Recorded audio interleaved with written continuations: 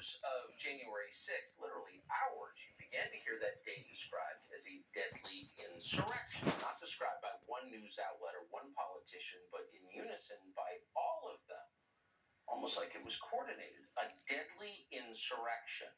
That's how history may record January 6th.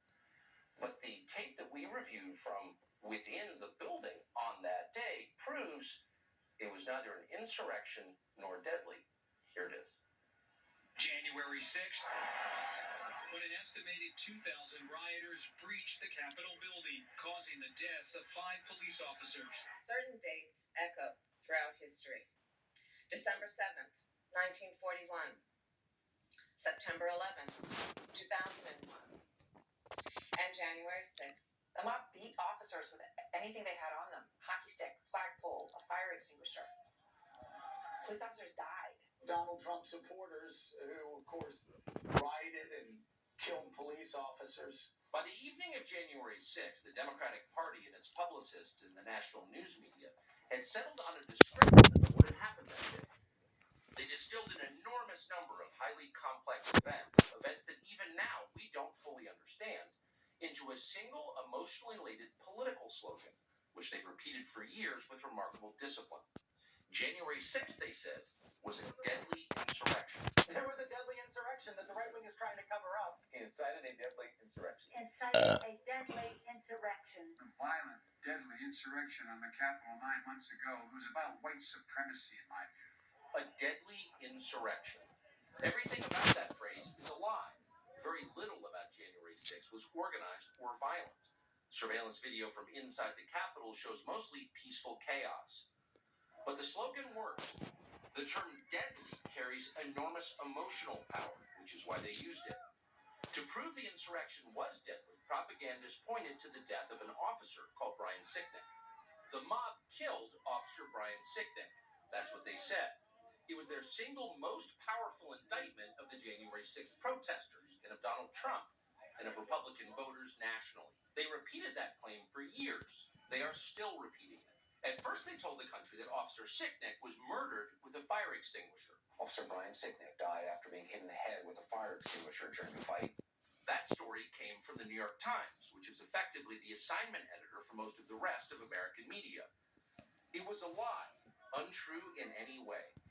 But only after that lie had hardened into conventional wisdom did the newspaper bother to retract it. The New York Times has quietly retracted its story about the death of Capitol Police Officer Brian Sicknick. The damage had been done. Brian Sicknick, himself a Trump voter, had been transformed without his consent into a political martyr of the left. His memory was shamelessly exploited by the incoming Biden administration.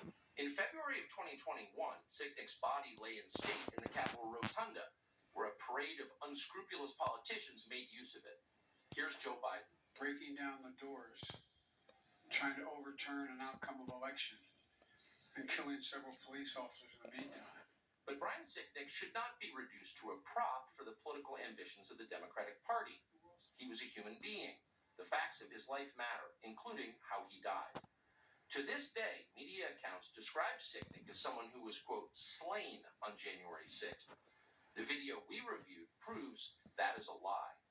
Here is surveillance footage of Sicknick walking in the Capitol after he was supposedly murdered by the mob outside.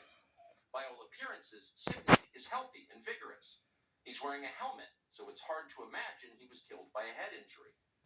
Whatever happened to Brian Sicknick was very obviously not the result of violence he suffered at the entrance to the Capitol. This tape overturns the single most powerful and politically useful lie the Democrats have told us about January 6th. And it was indeed a lie. The January 6th committee knew perfectly well that Brian Sicknick was walking normally through the Capitol after he was supposedly murdered by Trump supporters. And they know that because they saw this tape. We can be sure because the footage contains an electronic bookmark that is still archived in the Capitol's computer system. That means that investigators working for the Democratic Party reviewed this tape. They saw it, but they refused to release the tape to the public. Why? Because political interest. They lied about the police officer they claimed to revere. If they were willing to do that, then their dishonesty knew no limits. And as you'll see in a moment, their dishonesty did know no limits. New surveillance video in just a minute, including new reporting on Ray Epps and what contradicted by the video evidence. But first, to assess what we just saw, Charlie Hurt of the Washington Times joins us now. Charlie, thanks so much for coming through. So if you think, and you've really got a feel for Brian Sicknick, who's passed away, and you've got to wonder about anyone who knew that he was not murdered by the mob, but they've claimed it anyway for 2 years. And it takes a very low kind of person to do that, to lie about a man's death like that for political advantage. And this tape proves that's exactly what they did. No, these people are truly sick. You think you know how sick they are, and then you see something like this, and you realize that there is truly nothing, no body, no event, nothing that they won't exploit. And as Joe Biden said, oh no, this is also about white supremacy, and nobody comported themselves worse than the press did on this day, and of course, in years afterwards. And the best example of it is to look at the degree to which so many people in the press are so upset that you got the tapes and that you're going to release the tapes. I've never heard of this. I've never, in all of my life, I've never known a press that didn't want information to be released.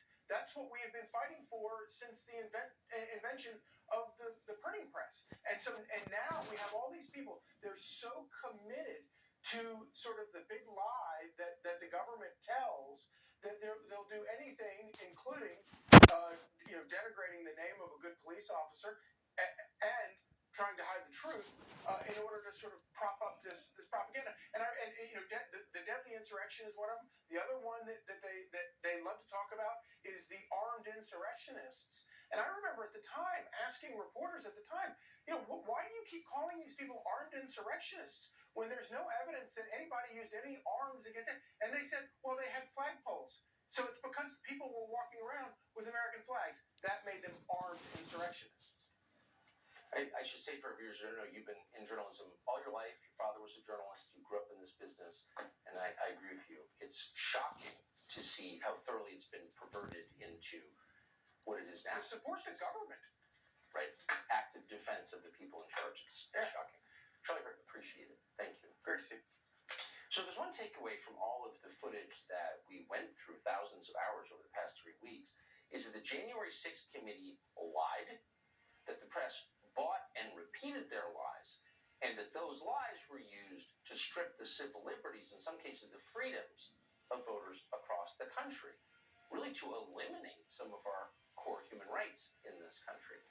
So in a moment, we're going to show you new proof, new evidence of that, video they withheld, including video of Ray Epps. That's straight ahead.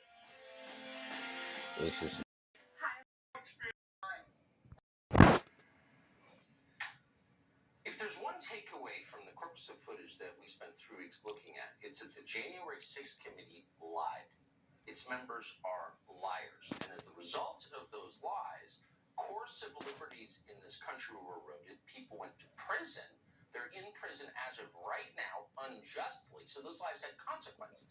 So you have to ask yourself, whatever happened to the members of the January 6th committee? These liars who hurt people and the country. Well, let's see.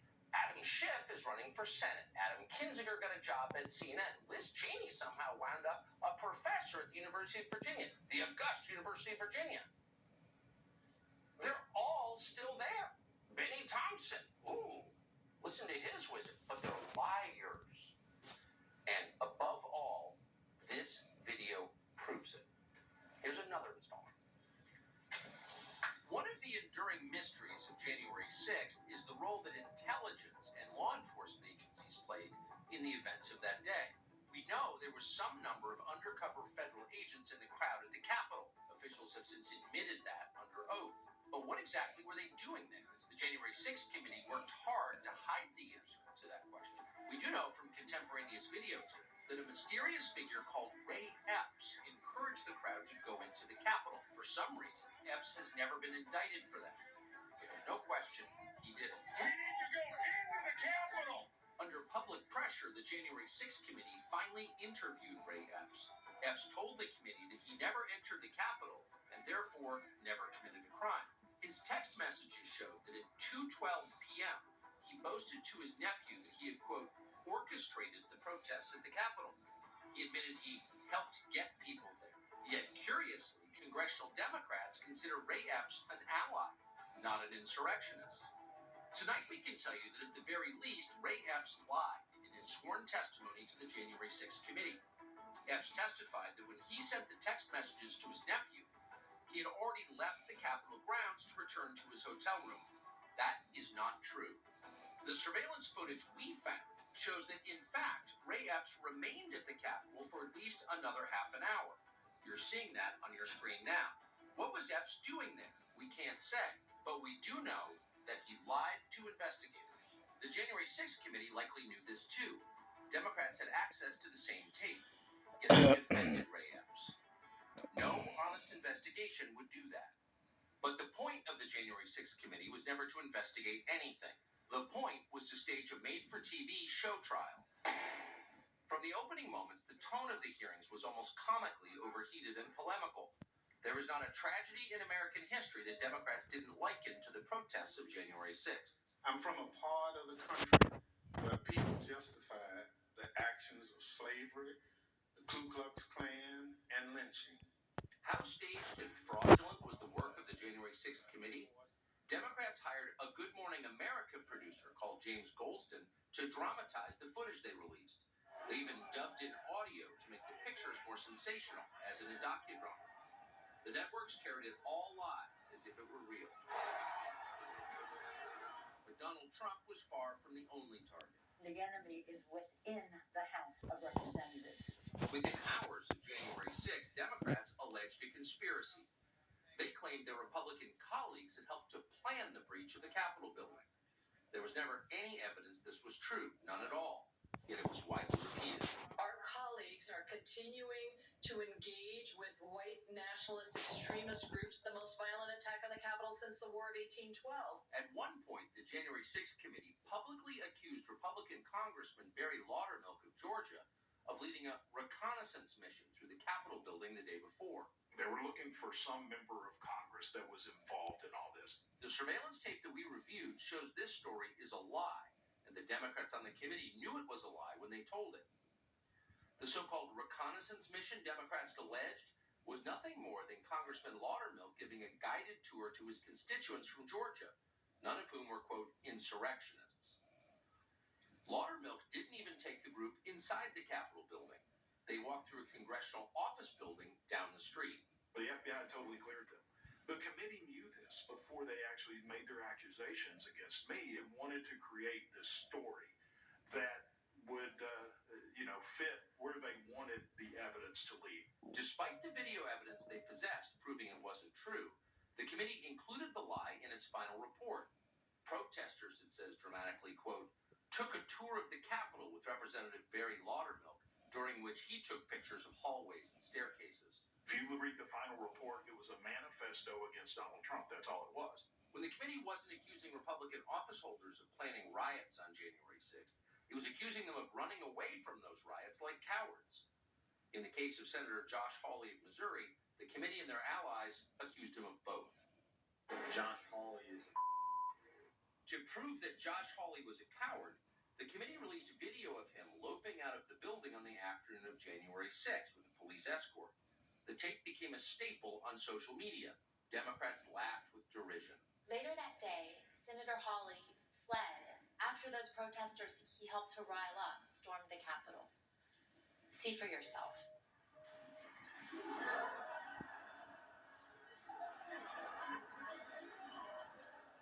But in fact, the surveillance footage we reviewed shows that famous clip was a sham, edited deceptively by the January 6th committee. The clip was propaganda, not evidence. The actual videotape shows that Hawley was one of many lawmakers being ushered out of the building by Capitol Hill police officers. And in fact, Hawley was at the back of the pack. The coward tape was a lie, one of many from the January 6th committee. One of many is for certain. Thomas Massey serves in the Congress. He did then, he does now. He represents the Commonwealth of Kentucky. Congressman, thank you so much for coming on. I've never seen members of Congress accuse the other, I mean, there's usually